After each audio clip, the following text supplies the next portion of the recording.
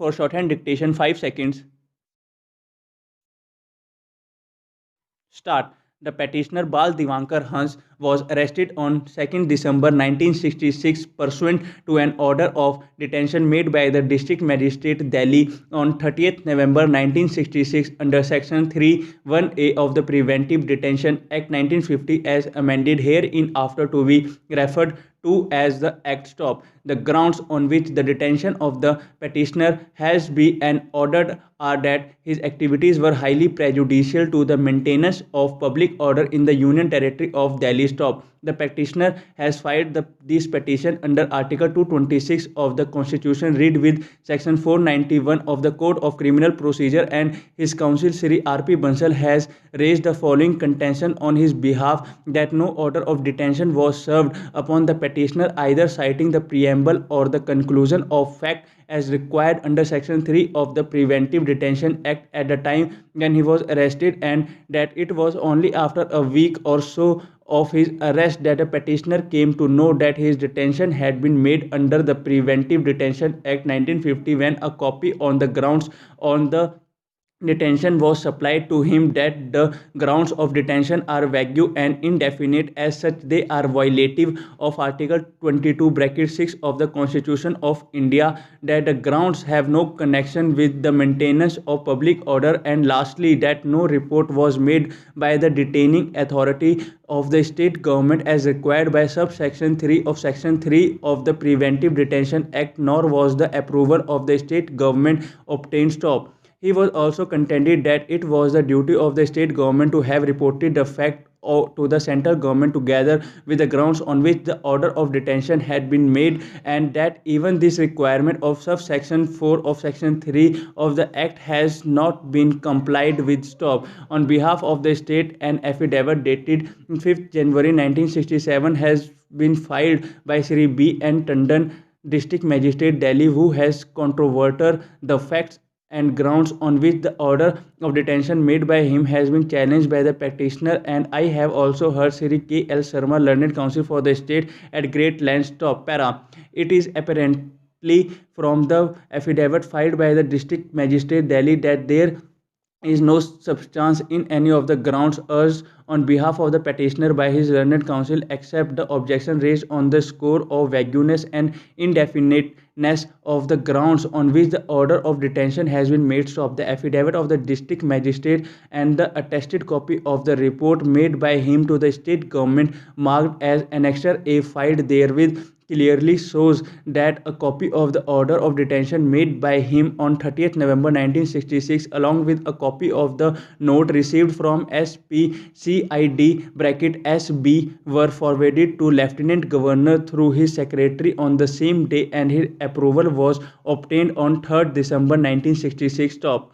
The affidavit also shows that the copies of the warrant of detention and the order of detention were duly served on the petitioner immediately after his arrest, and that he had affixed his signature on the office copies of the warrant of detention and the order of detention on 2nd December 1966 is token of his having received the same. Stop. As regards the objection that the state government had not reported the fact of the petitioner's detention to the central government as required by subsection 4 of Section 3 of the Act, I find that no such objection has been taken in the petition at all. Stop. It is therefore not necessary to examine that contention in this case. Stop. Para. The petitioner's contention with regard to the vagueness on the ground on which his detention has been ordered, however, needs serious consideration. Stop. There is no doubt that out of 8 grounds there are 5 at least to which no objection could reasonably taken by the petitioner's counsel. Stop. These grounds are neither vague nor indefinite, nor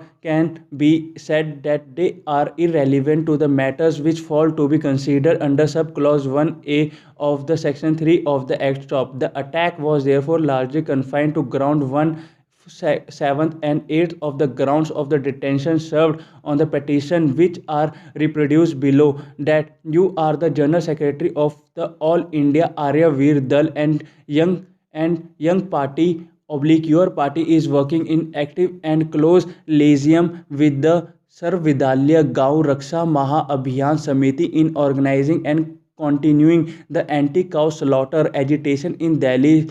Stop. that on 9/11/1966 you took inactive part in the meeting of the Sarv Vidyalayya Gau Raksha Mahabhiyan Samiti held at Jain Sathanak Dipti Jung Sadar Bazar, Delhi, and exhorted Sri Sushil Muni to resort to fast unto death to press the government for a ban of cow slaughter in the country through a central legislation stop. That on the death of Rishi Brahmachari on 30/11/1966, you along with Sri Om Prakash Tyagi, Premchand Gupta, and others started moving about in the city, inciting the religious and communal passions of the Hindus by making inflammatory statements. Top para the question of vagueness of grounds vitiating the order of detention came up from consideration in one of the earliest judgment of the Supreme Court in the case of State of Bombay versus Atmaran, and then again in the year 1953 in the case of Ram Krishan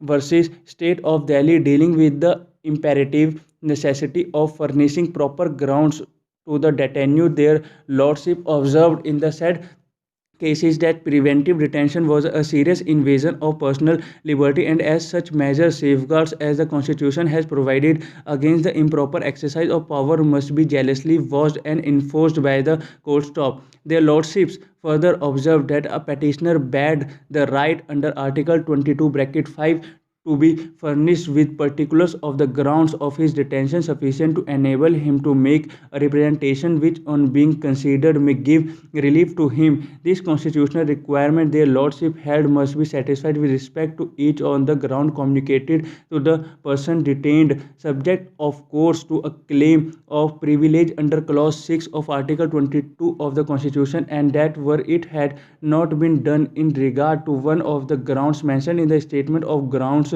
the petitioner's detention could not be held to be in accordance with the procedure established by law within the meaning of article 21, and he was therefore entitled to be released. Of this principle was reiterated in yet another judgment of the Supreme Court in the case of Rameswar versus District Magistrate. Of in that case Gajendra J. as his lordship then was observed as under, there is also no doubt that if any of the grounds furnished to the detainee are found to be irrelevant while considering the application of clause 1 and 3 of section 3(1)(a), and in that sense are foreign to the act, the satisfaction of the detention authority oblique detaining authority on which the order of detention is based is upon oblique open to challenge, and the detention other liable to be quashed off. Similarly, if some of the grounds applied to the detainee are so vague that they would virtually deprive the detainee of his statutory right of making a representation, that again may introduce a serious infirmity in order to of his detention stop. If however the grounds on which the order detention proceeds are irrelevant and germane to the matters which fall to be considered under section 3(1)(a), it would not be open to the detainee to challenge the order of detention by arguing that the satisfaction of the detaining authority is not reasonably based on any of the said grounds. Stop. Thank you.